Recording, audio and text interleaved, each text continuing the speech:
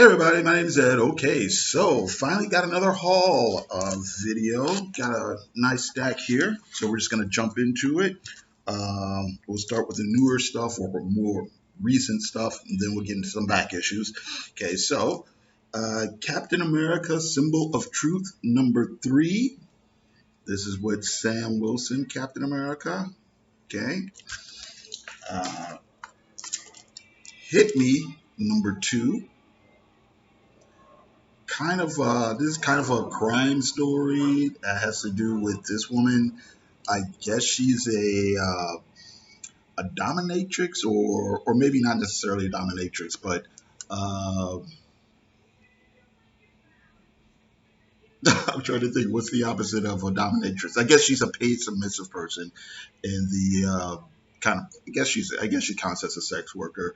Uh, but she gets mixed up with some dude and some missing diamonds and her buddy, and it seems like we're kind of going through the, like I said, world of S&M a little bit, so it's okay. All right.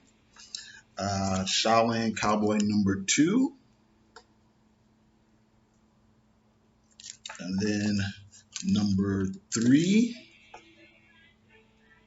You got some really great Daryl art here. So, this cover here is by the guy who does Stan Sakai, the guy who does the Samurai Rabbit thing there.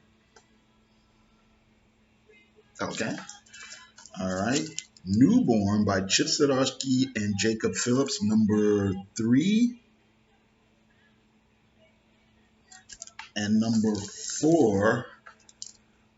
Basically, this guy is sort of a former cop, but now he's a private detective, and he kind of takes on these jobs for the various crime families in New York, and he kind of, when there's a problem, he's the guy they call to sort of figure out what's going on and just kind of keep the peace behind, between the various organized crime families. So it's pretty interesting so far. Okay, so back issues. New 52 Resurrection Man #1. #2.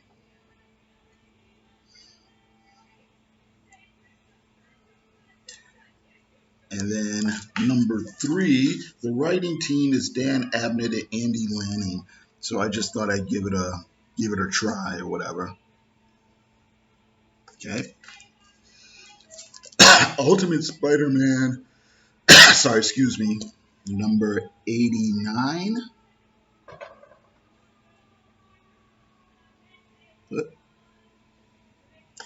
And then 90.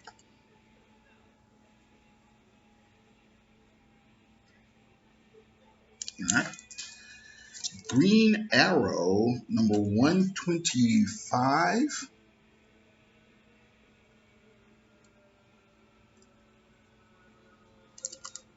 And then 126. And and you see this is the then current Green Arrow, Green Lantern. So that's Kyle Rayner as Connor Hawke. This is from what, 10 years ago? But they're kind of doing this sort of crossover as a call out to the old Denny O'Neil, Neil Adams run, where they would take on like social issues and things like that. So I'm not even sure if these characters are in continuity anymore. I think Kyle is in DC continuity. I don't know if Connor Hawke is still in continuity or not. Oh, I said 10 years. It's older than that. This is 97. So okay, alrighty.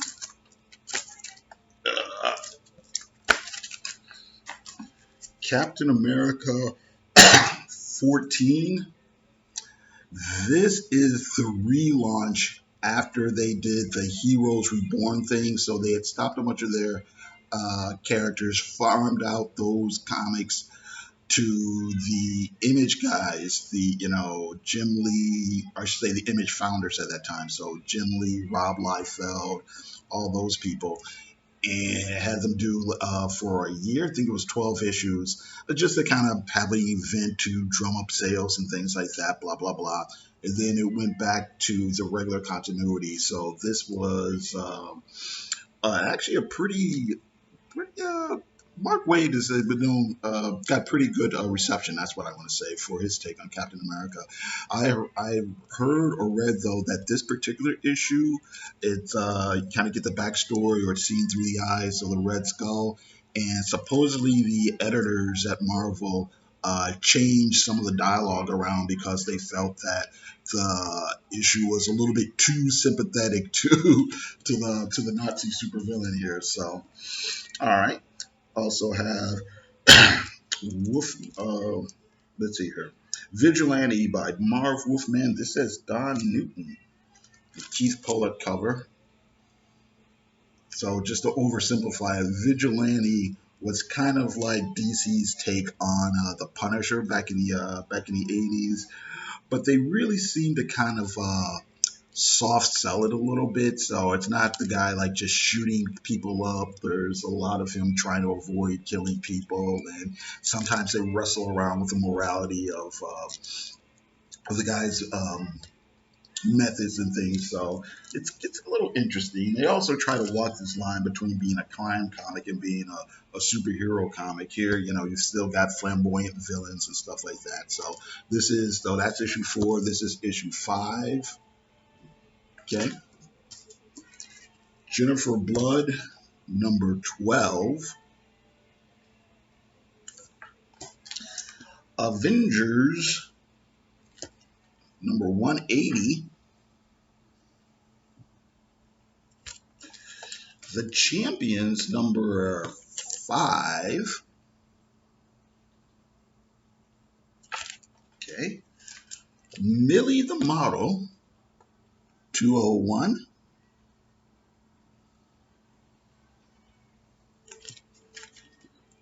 Number 180.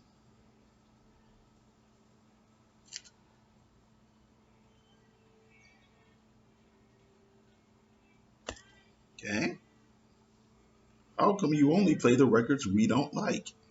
It wears them out faster. And see, you got the hot hits of the Pockers, the String Beans, Electric Soup, and Love, Love, Love. There actually was a band called Love, though. All right. Back in the late 60s. And then, and we also have 164.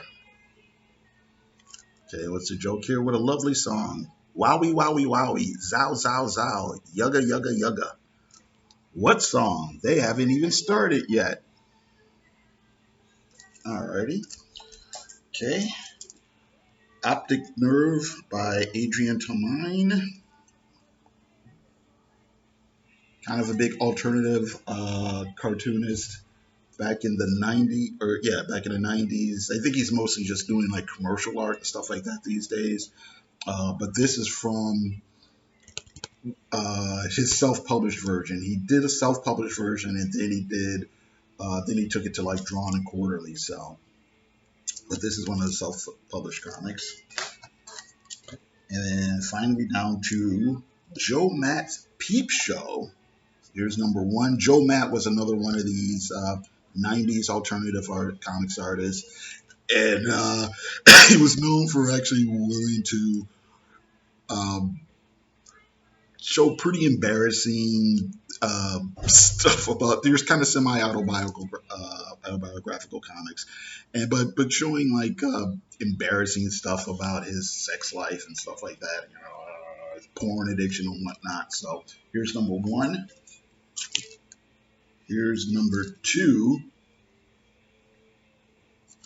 And then here's number 5. Okay, and that's it. I got to thank you very much for watching. Everybody have a great day.